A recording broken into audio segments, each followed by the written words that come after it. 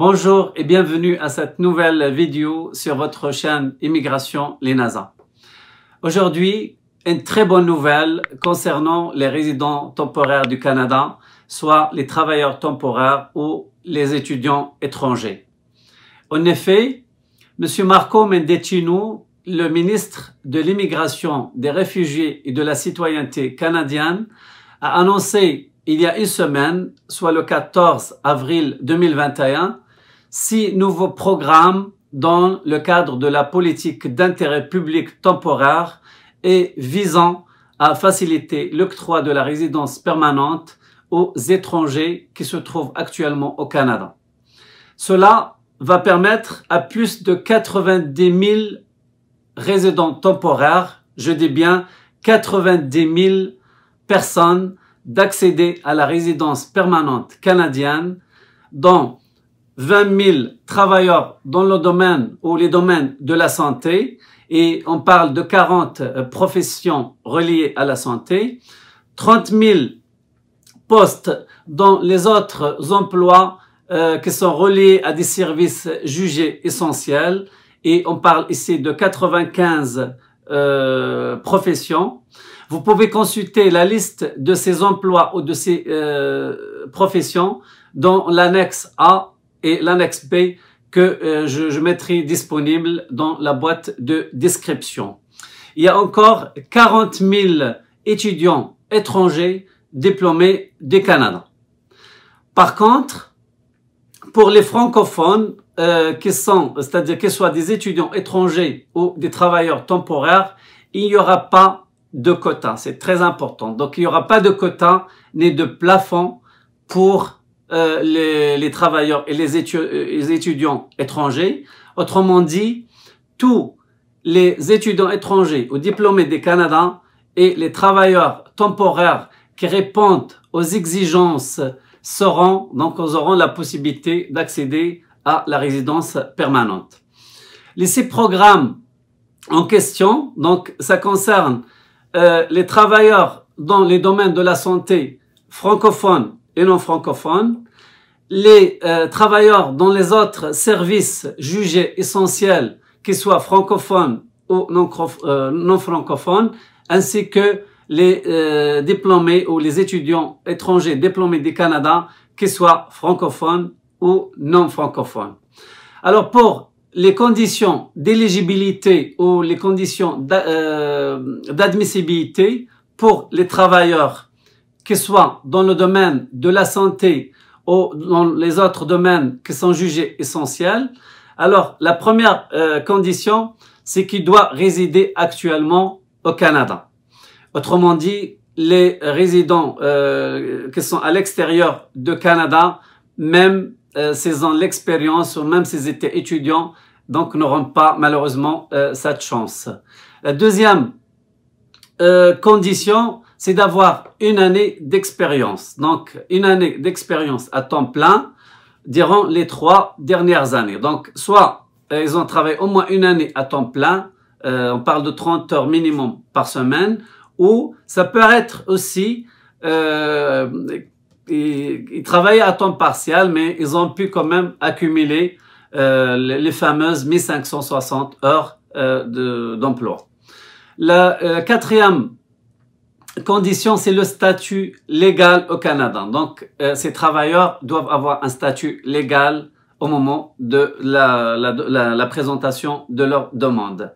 La 5e condition, c'est le niveau de français ou d'anglais. Donc, ils doivent avoir un minimum de 4 dans les 4 compétences langagières.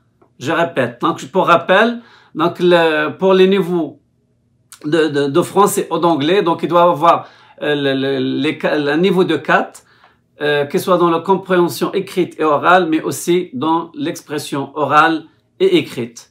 La 6e et dernière condition, ils doivent résider à l'extérieur du Québec ou du moins avoir l'intention, ça veut dire l'intention de résider ou de quitter le Québec s'il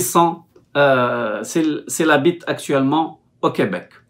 Alors pour les exigences ou les critères d'admissibilité pour les étudiants diplômés du Canada. La première des choses, ils doivent être des diplômés du Canada durant les 4 dernières années et avoir une formation admissible. Je vais mettre dans la boîte de description aussi la liste de toutes les formations et des diplômes qui sont acceptables dans ce cadre. La deuxième condition, c'est d'être résident du Canada ou du Québec, mais ayant l'intention de quitter le Québec pour aller vivre dans une autre province. La troisième condition, c'est le statut légal au Canada. Donc, comme on avait parlé dans les travailleurs, donc ils doivent aussi, les étudiants, avoir un statut légal au Canada. Et aussi, comme quatrième condition, ils doivent travailler, avoir un travail en cours. Donc, ils ne doivent pas être au chômage actuellement ou être à la recherche d'emploi. Dernière exigence, c'est le niveau de langue. Donc, comme on avait pour les employeurs, on exige un niveau de 4 dans les 4 compétences langagières. Pour les étudiants, on demande un niveau un peu supérieur qui est de 5 et également dans les 4 compétences. Alors, pour les personnes éligibles dans les 6 programmes, ils ont la possibilité aussi d'inclure les membres de leur famille. Alors, lorsque je parle des membres de leur famille, on parle plus donc des conjoints ou de la conjointe, mais aussi des enfants à charge ou éventuellement des enfants adoptés.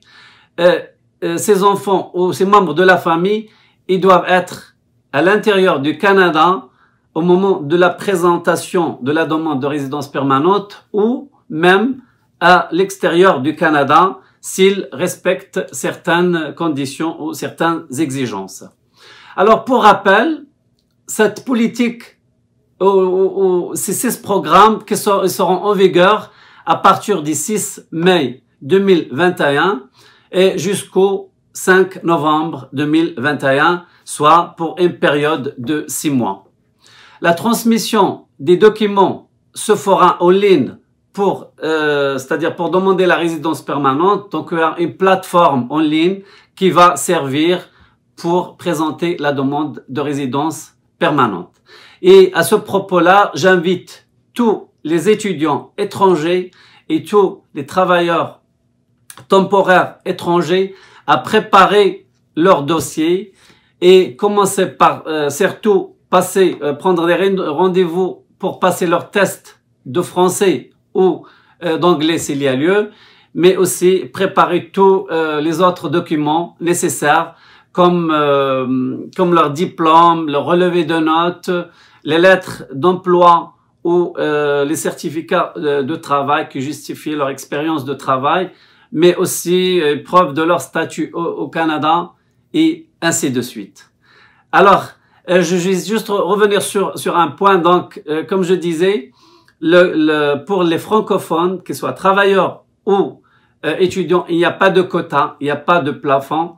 Donc, j'invite c'est-à-dire les étudiants et les travailleurs à faire, c'est-à-dire à prendre toutes les dispositions nécessaires pour rentrer dans l'un de ces programmes, mais et surtout parce qu'il y a aussi des étudiants et des travailleurs qui ont un niveau d'anglais qui est supérieur à celui du français ou qui maîtrisent mieux l'anglais que le français.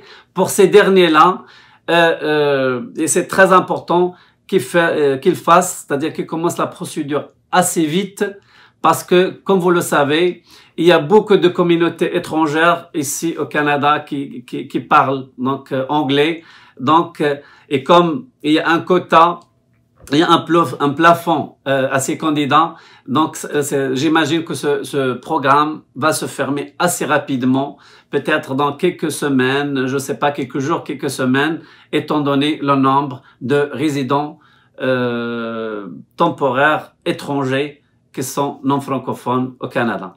Mesdames et messieurs, j'espère que cette vidéo vous sera utile, notamment ceux et celles qui résident actuellement au Canada.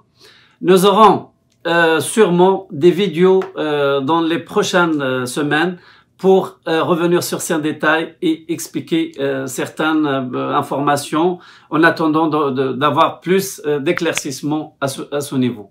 Je vous remercie infiniment et je vous donne rendez-vous la semaine prochaine.